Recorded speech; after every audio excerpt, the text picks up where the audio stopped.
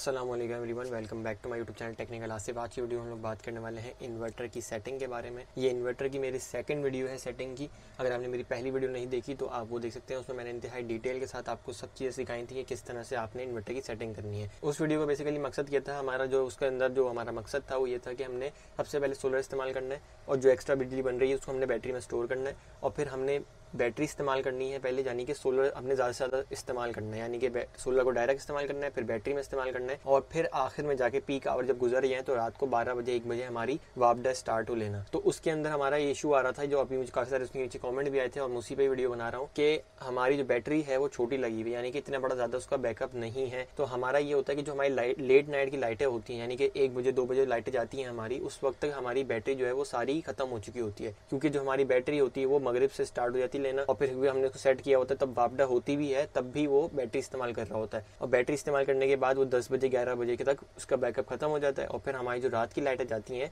उसमें हमें फिर बैकअप कुछ भी नहीं होता, क्योंकि सोलर होता नहीं है, क्योंकि रात होती है और हमारी बैटरी मगरिब के बाद यूज़ होने की वजह से ख़त्म हो जाती है। तो हमारे पास बैकअप के लिए कोई भी चीज़ नहीं होती। तो आज की वीडियो में मैं आपको सिखाऊंगा कि किस तरह से आपने इन्वर्टर की सेटिंग करनी है कि आपकी बैटरी सिर्फ उस वक्त इस्तेमाल हो जब आपकी लोड शेडिंग हो, यानी कि आपकी जब लोड शेडिंग होगी तभी आपकी बैटरी इस्तेमाल होगी, वरना आपकी बैटरी इस्तेमाल नहीं होगी, बैटरी आपकी स्टोर रहेगी। यानी कि ये आपको सिर्फ इसमें फीचर ये हो जाएगा बेसिकली कि आपका जो सोलर है वो डायरेक्ट चलाएगा और फिर ये मगरिब के बाद ये आपका यूपीएस बन जाएगा, यानी कि जब लाइट आ रही होगी तो आपको ये डायरेक्ट वापडा पे चलाएगा और आपको जो सिर्फ और सिर्फ लाइट जाएगी यानी कि लोड शेडिंग होगी तब आपकी बैटरी इस्तेमाल होगी, क्योंकि आपकी बैटरी छोटी है तो इसलिए वो सिर्फ और सिर्फ लोड शेडिंग में ही चल सकती है। तो आपको मैं यही रेकमेंड करूंगा कि आप भी वीडियो को साथ साथ फॉलो करें और अपने इन्वर्टर की सेटिंग करते रहें। इंटर दबाएंगे आप 2 सेकंड के लिए तो आप इन सेटिंग के अंदर आ जाएंगे। उसके बाद हम लोग 00 सेटिंग से जाएंगे आगे नंबर पे और ये है हमारे पास 1 नंबर की सेटिंग। अगर आप इन्वर्टर पहली दफ़ा सेट कर रहे हैं तो आपके पास सेटिंग होगी USB की, यानी कि यूटिलिटी, सोलर और फिर बैटरी। दूसरा ऑप्शन है हमारे पास SBU, यानी कि सोलर, बैटरी और यूटिलिटी। इसमें सबसे ज़्यादा हमारी सोलर इस्तेमाल होती है। इस दफ़ा हमने जो सेट करनी है वो करनी है SOL, यानी कि बेसिकली जो सेटिंग है ना, ये असल जो उसके वर्डिंग होनी चाहिए वो उतनी होनी चाहिए SU और B, यानी सोलर, यूटिलिटी और फिर बैटरी। तो ये आपने सेटिंग चेंज करनी है, ये एक मेजर डिफरेंस है इसके अंदर और पहली वीडियो के अंदर। उसके बाद हमारे पास सेकंड नंबर की सेटिंग है। सेकंड नंबर की सेटिंग में आपने क्या सेट करना होता है? सेकंड नंबर की सेटिंग में आपने सेट करना होता है कि आप बैटरी कितने एम्पेयर से चार्ज कराएंगे। अब इसको निकालने का तरीका मैंने आपको पहले ही बताया था, लेकिन उससे थोड़ी सी कंफ्यूजन हो गई थी, तो आपको मैं दोबारा समझा देता हूँ। हर सेटिंग आपको इंशाल्लाह दोबारा से समझाऊंगा। वो ये कि आपकी जितनी बैटरी लगी हुई है, यानी कि आपके पास 100 एम्पेयर की 2 बैटरीज लगी हुई हैं तो वो 200 एम्पेयर बनते हैं, 200 एम्पेयर की 2 लगी हुई है तो वो 400 एम्पेयर बनते हैं प्लस होके। अब काफ़ी सारे लोग कंफ्यूज इस बात में हो रहे थे कि आपकी जो बैटरी एम्पेयर होते हैं वो जब आप सीरीज में कनेक्ट करते हैं तो उससे तो वोल्टेज बढ़ते हैं। तो ये वोल्टेज और एम्पेयर करंट वाली बात नहीं हो रही। आपकी बैटरी जो जिसमें मेजर की जाती है वो होता है एम्पेयर आर, यानी कि जो बेसिकली एक बैटरी के बैकअप का जो टाइम होता है वो उसमें कैलकुलेट की जाती है। तो हम जो यहाँ पे प्लस कर रहे हैं वो बैटरी का बैकअप का टाइम प्लस कर रहे हैं। जैसा कि एक 100 एम्पेयर की बैटरी है, 100 एम्पेयर आर की बैटरी है और एक 100 एम्पेयर आर की बैटरी है, तो इन दोनों को जब प्लस करेंगे, यानी कि जब आप 2 बैटरीज लगाएंगे तो आपको ज्यादा बैकअप टाइम मिलेगा। तो आप जब इनको प्लस करेंगे तो 100 ampere R plus 100 ampere R ये हो जाएंगे हमारे पास 200 एम्पेयर आर। इस तरह से आपने बैटरी को सिलेक्ट करना है, बैटरी की टोटल आपने पावर निकाल लेनी है। उसके बाद आपने 10% रूल लगाना है, यानी कि आपने उसको 10 से डिवाइड कर देना है। अब अगर आपके पास 300 एम्पेयर की बैटरी तो आपने उसको 10 से डिवाइड किया, वो हो गए 30 का मतलब आपने यहाँ पे 30 एम्पेयर सेट कर देना है। मेरे पास 200 एम्पेयर की बैटरी लगी हुई है तो मैं यहाँ पे 200 एम्पेयर को डिवाइड करूंगा 10 से और मेरे पास सेटिंग आ जाएगी 20 एम्पेयर। तो मैं यहाँ पे बैटरी को 20 एम्पेयर से चार्ज कराऊंगा। तीसरी सेटिंग है हमारे पास वोल्टेज रेंज की। तो यहाँ पे हमारे पास 2 ऑप्शन होते हैं, यूपीएस और अप्लायंसेस। काफी सारे लोग यूपीएस सेलेक्ट करते हैं और यूपीएस ही सिलेक्ट करनी है हमने भी, लेकिन आपको इसके अंदर डिफरेंस बता देता हूँ जो काफी सारे लोगों को नहीं पता। डिफरेंस क्या है? बेसिकली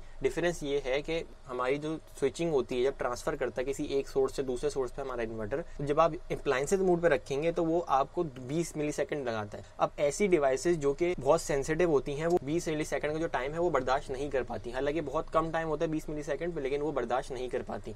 इसलिए आपको सेलेक्ट करनी होती है यूपीएस। अब यूपीएस सेलेक्ट करने से क्या होता है? यूपीएस सेलेक्ट करने से आपको जो ट्रांसफर टाइम है वो बहुत कम हो जाता है। यूपीएस के सेटिंग के अंदर जो ट्रांसफर टाइम होता है वो मिली सेकंड, वो 10 मिली सेकंड से भी कम होता है। तो आपको जो इन्वर्टर है वो फौरन से चेंज कर देगा, आपको पता भी नहीं चलेगा कब स्विचिंग हो गई। अब हमारे पास 5वें नंबर की सेटिंग है। 5वें नंबर की सेटिंग हमारे पास है बेसिकली बैटरी टाइप सेलेक्ट करनी है हमने इसमें। अब हमारे पास बैटरी टाइप में ऑप्शन बता देता हूँ आपको और फिर आपको बता देता हूँ कि आपने सेलेक्ट क्या करना है। पहला ऑप्शन है हमारे पास AGM, ये सिलेक्ट करते हैं हम जब हमारी बैटरी होती है ड्राई बैटरी। उसके बाद हमारे पास ऑप्शन है FLD यानी फ्लडेड बैटरी आप सिलेक्ट करते हैं जब आपके पास लेड एसिड बैटरी हो या आपके पास ट्यूबुलर बैटरी हो। उसके बाद आप यहाँ पे यूजर डिफाइन है USE, इसको हम अभी आपको दिखाता हूँ इसका मकसद क्या है। फिर हमारे पास है PLY यानी pillion tag. Pillion tag basically company battery की जो पाकिस्तान के अंदर बहुत ज्यादा मशहूर है, तो इन्वेरेक्स ने उसकी सेटिंग पहले से ही आके इसमें सेट कर दी। तो अगर आपके पास वो है आप उसको कनेक्ट करें, ये वाली सेटिंग सेलेक्ट करें, आपकी आगे की जो एडवांस सेटिंग होगी उससे आपकी जान छुड़ जाएगी। लेकिन ये लिथियम बैटरी होती है। उसके बाद हमारे पास एक और ऑप्शन है लिथियम बैटरी के लिए, ये वो लिथियम बैटरी जो सेम प्रोटोकॉल यूज करती है हमारे इस वाले इन्वर्टर वाला। उसके बाद आपके पास कोई ऐसी बैटरी हो जो इस वाले इन्वर्टर का प्रोटोकॉल फॉलो ना करती हो, लिथियम बैटरी, तो फिर आप ये सिलेक्ट करेंगे।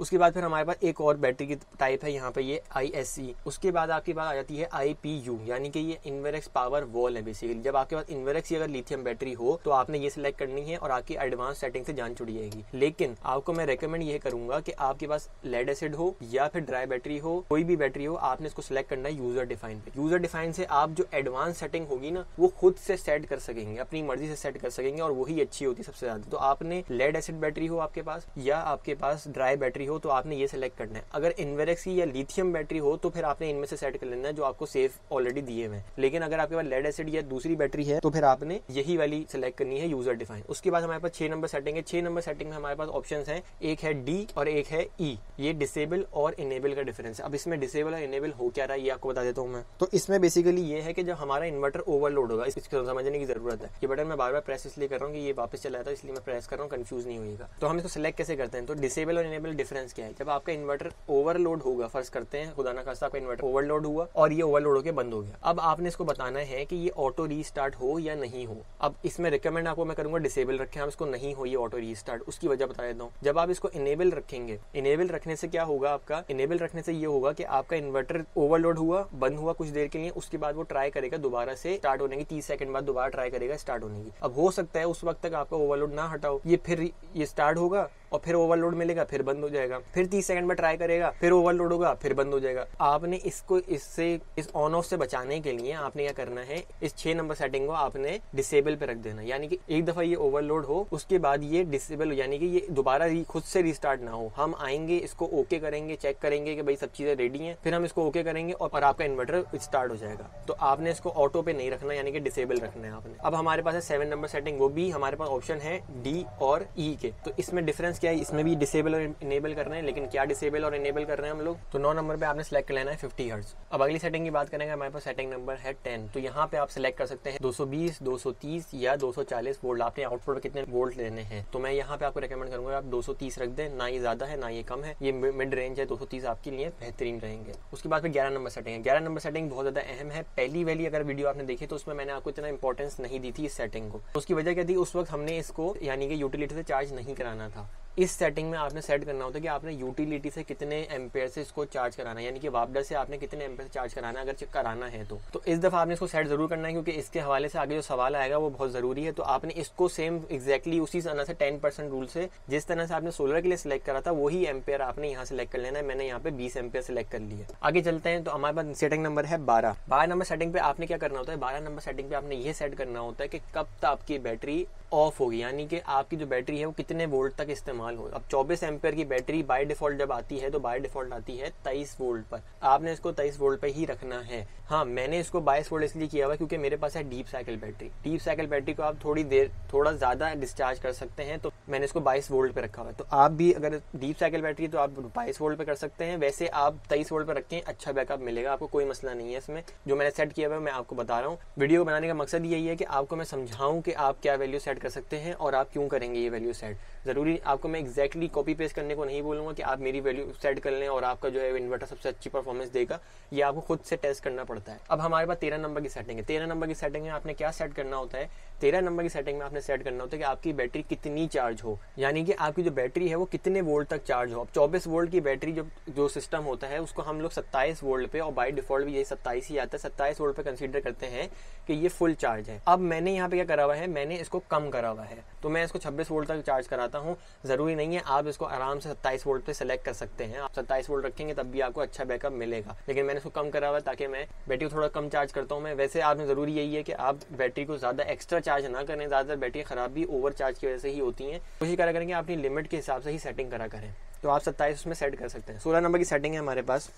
16 नंबर की सेटिंग है हमारे पास यहाँ पे OSO सेलेक्ट हुआ हुआ है। अगर पहली वीडियो आपने फॉलो करी तो OSO सेलेक्ट हुआ हुआ है। उसकी वजह क्या है कि हमने उस टाइम पे सिर्फ और सिर्फ ओनली सोलर से बैटरी चार्ज करानी थी। इस सेटिंग को जरा समझने की जरूरत है, जरा गौर से सुनिएगा। तो इसमें ये है कि आपने सबसे पहले देखना है कि आपकी मगरिब के बाद कितनी लाइट जाती है। अब मेरी लाइट जाती है 2 घंटे एक टाइम और 2 घंटे एक टाइम, यानी कि 4 घंटे मेरी लाइट जाती है, मगरिब के बाद की बात कर रहा हूँ। तो और मेरे पास 4 घंटे का बैटरी बैकअप है। ये आपने कैसे निकालना है बैटरी बैकअप आप ऐसे निकालेंगे इस तरह से कि आप अपनी जो बैटरी है उसके ऊपर मगरिब के बाद सब कुछ बंद करके अपना जो आपका यूपीएस का लोड होगा, यानी कि आपने इस पे बैटरीज पे आपने फ्रिज नहीं चलाने होते, बैटरीज पे आपने माइक्रोवेव वगैरह नहीं चलाने होते। ये चीजें सिर्फ और सिर्फ लिथियम बैटरी पे अच्छी चलती हैं, वरना आपकी ये चीजें सिर्फ और सिर्फ बैकअप खा जाती हैं आपका, और कुछ भी नहीं होता। तो आपने बैटरी जब इसको यूज करना है तो आपने सिर्फ और सिर्फ यूपीएस वाला लोड ही सिलेक्ट करना है। इस पे थ्योरी के हिसाब से ये अलग बैकअप होता है, लेकिन आपने क्या करना है, आपने इसको टेस्ट करना है। टेस्ट कैसे करना है, आपने अपना जो यूपीएस वाला लोड है वो जो आप समझते हैं कि मुझे रात को चलाना पड़ेगा, आपने वो 3-4 पंखे और 2 भी लाइटें आपकी हैं वो चला लेनी है।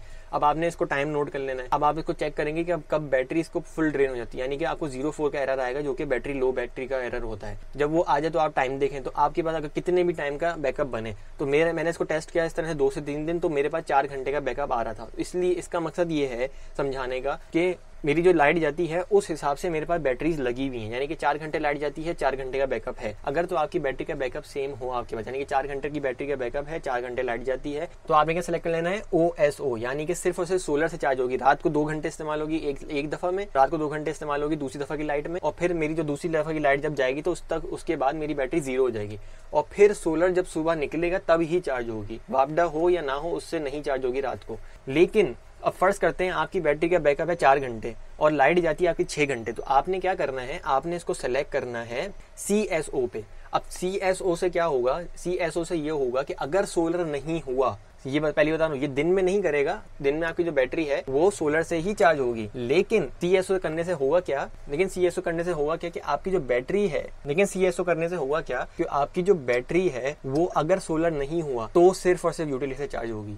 अब उससे होगा क्या, अब इसको भी समझने की जरूरत है। जब आपकी 6 घंटे लाइट जाती है, पहले 2 घंटे लाइट गई आपकी, तो आपकी बैटरी आधी हो गई, यानी कि 2 घंटे का बैकअप रह गया सिर्फ। लाइट आपकी आगे कितनी जानी है, आपकी लाइट जानी है आगे 4 घंटे और। तो जब दूसरी दफा जब लाइट आएगी ना, पहली दफा इस्तेमाल होने के बाद, तो आपकी जो बैटरी है वो 2 घंटे दोबारा उसको यूटिलिटी चार्ज कर देगी। जब यूटिलिटी उसको चार्ज कर देगी तो आपकी बैटरी कितनी हो गई दोबारा 4 घंटे, और आपकी लाइट कितनी जानी है आगे 4 घंटे। तो आपने पहली दफा जब लाइट जाए आपकी, तो आपने इसका ब्रेकर याद से बंद कर देना है, ये जरूरी है। जब CSO आप सिलेक्ट करेंगे ना, तो आपने इसको CSO के बाद आपने इसको ब्रेकर का ख्याल रखना पड़ेगा आपको। अब आप इसमें ऑटोमेटिक ब्रेकर भी लगा सकते हैं, आपकी मर्जी है, उस पर वीडियो इंशाल्लाह आने वाली है, लेकिन आपने इसको ऑफ कर देना, वरना ये क्या करेगा, जब ये 6 घंटे पूरी आपकी बैटरी इस्तेमाल कर लेगा ना, फिर ये सुबह फजर तक आपकी बैटरी यूटिलिटी से चार्ज कर देगा, और जब सोलर निकलेगा सुबह तो आपकी जो बैटरी होगी वो चार्ज हो चुकी होगी, और उससे कोई फायदा नहीं होगा आपकी बैटरी को चार्ज होने का। तो आपने पहली दफा जब लाइट चली जाए ना, 4 घंटे का आपको बैकअप मिल जाए, तो फिर आपने इसको बंद कर देना है, इसके ब्रेकर को, वापडा के ब्रेकर को, ताकि ये अब जब 4 घंटे इस्तेमाल होने के बाद जब ये 0 हो तो दोबारा से चार्ज ना हो जाए फजर तक,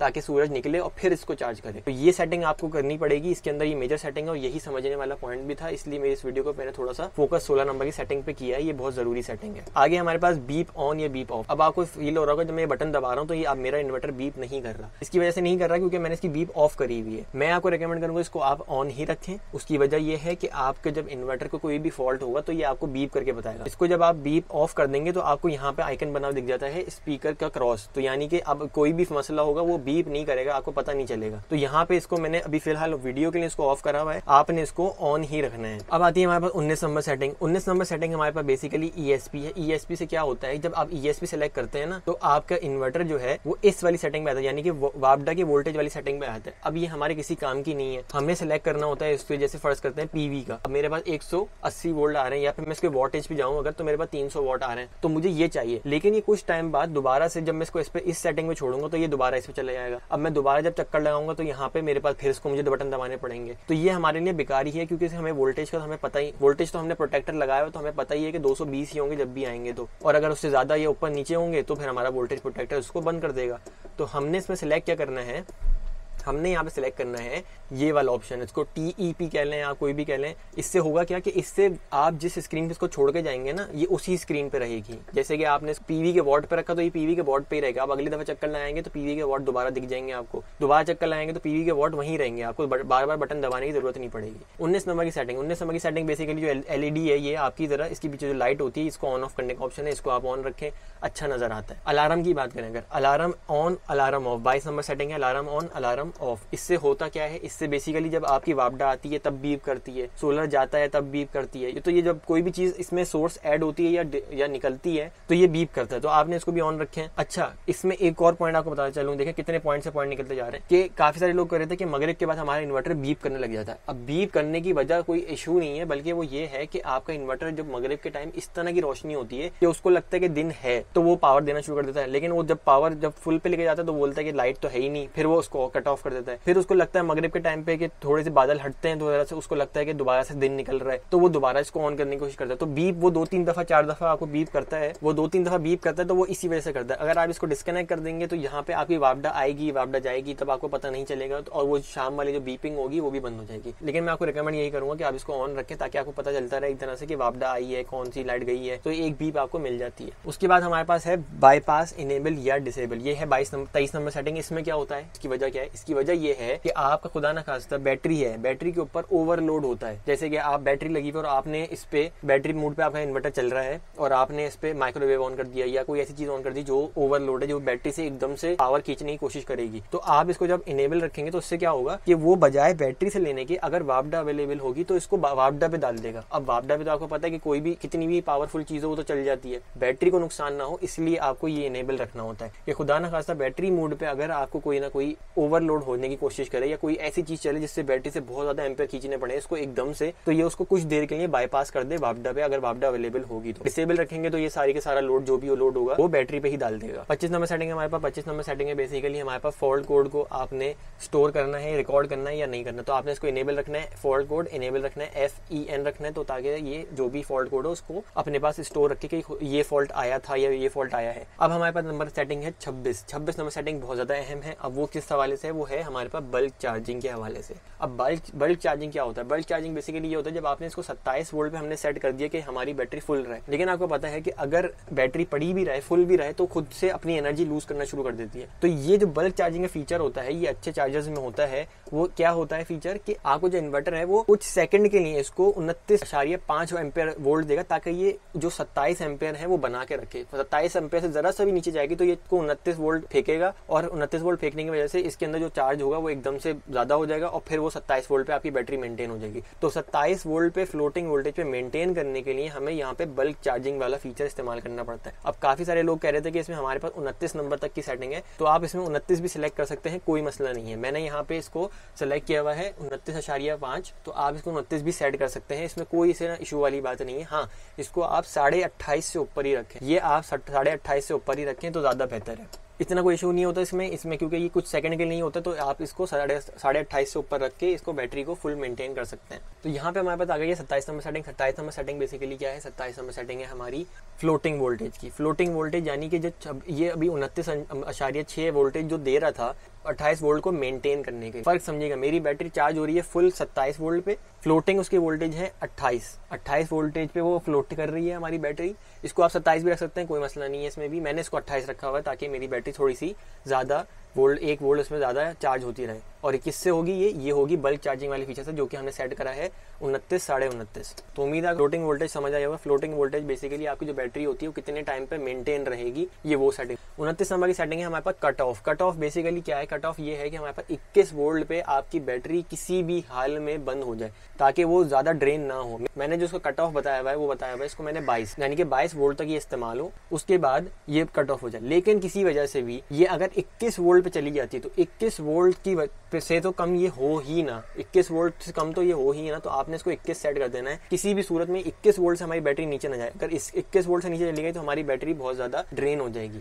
अब यहाँ से जो शुरू होती है हमारी बेसिकली इक्वलाइजेशन की सेटिंग। अब इक्वलाइजेशन क्या होती है? इक्वलाइजेशन बेसिकली आपको अगर मैं आसान ज़बान में समझाऊं तो आपको पता होगा कि बैटरी थोड़ी सी हमारी कुछ टाइम साल बाद या कुछ टाइम बाद बैटरी अपनी जो थोड़ी सी पावर होती है वो खो देती है, चाहे आप उसको कितना भी चार्ज करें वो थोड़ी सी पावर खो देती है। तो आप कहते अक्सर आपने सुना होगा कि इसको बड़े चार्जर से चार्ज करो। तो बेसिकली इसके अंदर बिल्ट इन बड़ा चार्जर आ गया है। वो क्या है इक्वलाइजेशन? इक्वलाइजेशन होती है ये कि एक प्रोसेस होता है कि कुछ टाइम के लिए, कुछ दिन बाद, कुछ टाइम के लिए बैटरी को अच्छे खासे वोल्टेज से चार्ज करती है, ताकि इसमें जो बड़े चार्जर वाला जो फीचर होता है ना बेसिकली कि तेजी से चार्ज करे, तो ये उससे उसको चार्ज करती है। अब उससे होता ही है कि आपकी बैटरी की जो पावर लूज हुई होती है, जो सेल वीक हो जाते हैं, कुछ सेल वीक हो जाते हैं, कुछ सेल अच्छे होते हैं, तो वो सारे के सारे बराबर हो जाते हैं। तो इसको अब मैंने डिसेबल रखा हुआ है, मैं नहीं चाहता कि इसको बार बार ये वाला प्रोसेस हो, लेकिन आप इसको इनेबल रख सकते हैं। अब इससे आगे जो प्रोसेस होगा, जो सेटिंग होगी, वो आपने सेट जब करनी है जब ये आप चाहें ये वाला प्रोसेस ऑन हो। मैंने इसको डिसेबल रखा हुआ है, अगर आप चाहते हैं इसको ऑन कर दें तो आपको उसकी भी सेटिंग मैं बता देता हूँ। उसकी सेटिंग आपने कैसे करनी है? अच्छा, जो इससे आगे सेटिंग होगी, 30 नंबर से आगे जो सेटिंग होगी, वो सेटिंग होगी जब आप इसको इनेबल करेंगे। यानी कि वो सेटिंग आप कर सकते हैं,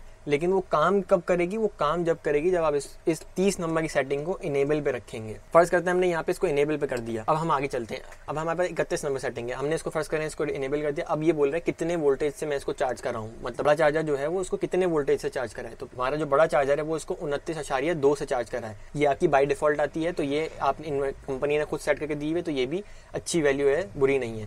अब चलते हैं 33 नंबर सेटिंग में। 33 नंबर सेटिंग में बेसिकली क्या कह रहा है कि ये जो 30, अब ये कितने टाइम तक के लिए चार्ज करा है बड़े चार्जर से। तो यहाँ पे ये मिनट्स हैं, तो आप इसको सिलेक्ट कर सकते हैं। मैंने यहाँ पे बाय डिफॉल्ट आते हैं 60 मिनट, और 60 मिनट मेरे ख्याल से ठीक है, काफी है। 1 घंटे तक अगर आपने इस प्रोसेस को करना है तो 29.2 वोल्टेज से ये चार्ज होगी। कितने टाइम के लिए? 60 मिनट के लिए। 60 मिनट है, ये 60 सेकंड नहीं है। 34 नंबर सेटिंग हमारी कह रही है कि इसको कितना प्रोसेस लगे इस टाइम को। तो यानी कि हमने बाय डिफॉल्ट आती है ये 120 ही सेट करें आप इसको भी।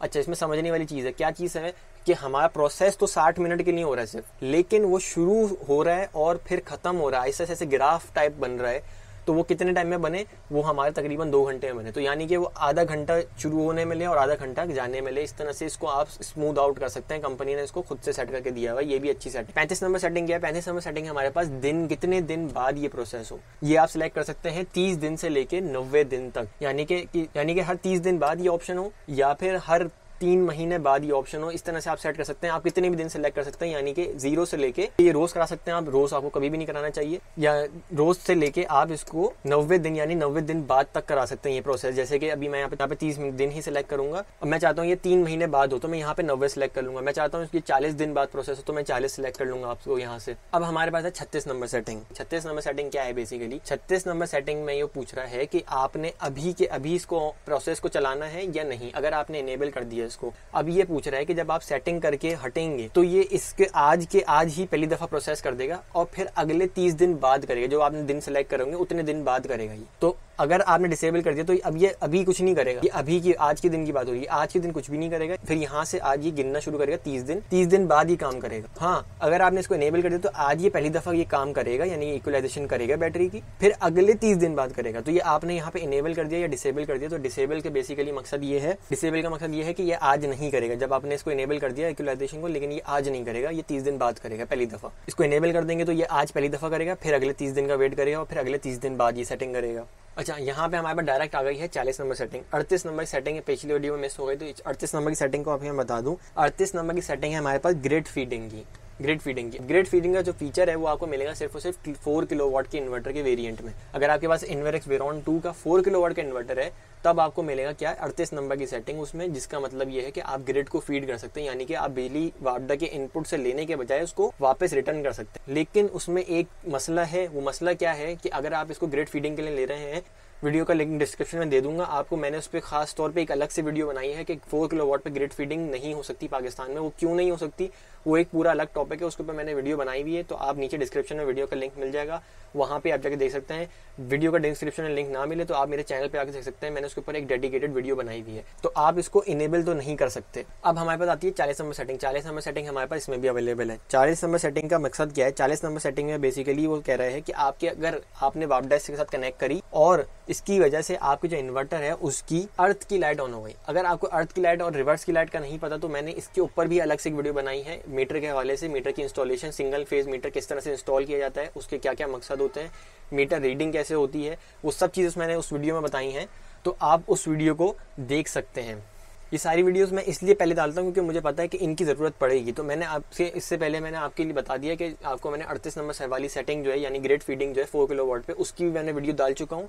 अब मैं आपको जो बता रहा हूँ कि अगर तो आपने खुदा ना खासा इन्वर्टर के अंदर ग्रेड फीडिंग लगाई और आपका मीटर जो है वो अर्थ की लाइट चलाना शुरू हो गया, अर्थ की लाइट अलग होती है, रिवर्स की लाइट अलग होती है, तो आपने क्या देखना है कि अगर तो आपके इन्वर्टर की अर्थ लाइट ऑन हो गई है इसकी वजह से, तो आपने इस वैल्यू को इंक्रीज़ करके देखना है और वहाँ तक इंक्रीज़ करना है। आपने 13 करा चेक करें, 14 करा चेक करें, 15 करा चेक करें, 16 करा चेक करें, जहाँ पे आपकी अर्थ की लाइट बंद हो जाए आपने वो वाली वैल्यू सेट कर दें। मेरा अभी 12 सेटिंग हुई हुई है, मेरे अर्थ की लाइट नहीं जलती इसमें। अच्छा, अगर 41 नंबर सेटिंग की बात करें, ये आपको मिलेगी 4 किलोवाट के वेरिएंट में, इसमें नहीं है, 4 किलोवाट के वेरिएंट में मिल जाएगी आपको। उसमें क्या है, उसमें ये है कि अगर आपके इन्वर्टर की रिवर्स लाइट जल रही हो, अर्थ वाली बात ही नहीं हो रही, अब बात हो रही है रिवर्स वाली की, रिवर्स वाली की बात हो रही है, तो आपने फिर 41 नंबर यानी 41 नंबर की सेटिंग को सेट करना है। उसको आप सेट कर सकते हैं 0 से लेके 300 तक। तो आपने 0 सेट करनी है, फिर 10 पे चेक करना है, फिर 20 पे चेक करना है, फिर 30 पे चेक करना है। तो जहाँ पे भी आपके मीटर की रिवर्स लाइट बंद हो जाए, वापस जहाँ पे अभी आपके इन्वर्टर की रिवर्स का जो फॉल्ट है वो खत्म हो जाए, वहाँ पे आपने उस वैल्यू को 41 नंबर वैल्यू को सेट कर देना। ये थी वेरॉन 2 सीरीज की पूरी मुकम्मल सेटिंग। उम्मीद है आपको पसंद आई होगी और आपको जो बैटरी वाला इशू था यानी कि बैटरी खत्म होने वाला इशू, वो भी सॉल्व हो चुका होगा। इसके अलावा आपको मैंने इस तरह समझाने की कोशिश की है कि आपको अगर कोई और भी आपको मसला फेस हो रहा हो तो आप खुद भी इसको सेट कर सकते हैं। इसके अलावा आपको मैं फिर याद दिला दूंगा, अगर आपने मेरी पहली वाली वीडियो नहीं देखी तो आप वो भी देख सकते हैं, ताकि आपको इसके अंदर डिफरेंस पता चले और वो भी आपके लिए बहुत ज़बरदस्त चीज़ है।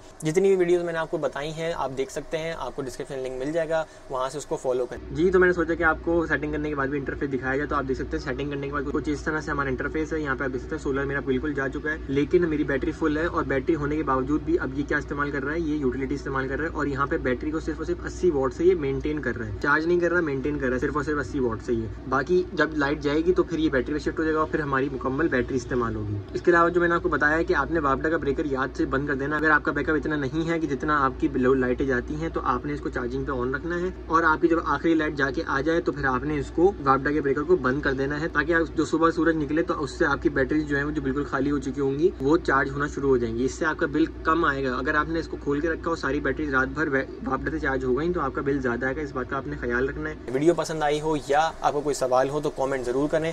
इसके अलावा वीडियो को लाइक करें और चैनल को सब्सक्राइब करके बेल नोटिफिकेशन जरूर दबाएं, ताकि आपके कॉमेंट का जब मैं रिप्लाई करूँ तो आपको उसका नोटिफिकेशन भी मिल सके और मेरी नई वीडियो का भी नोटिफिकेशन मिल सके।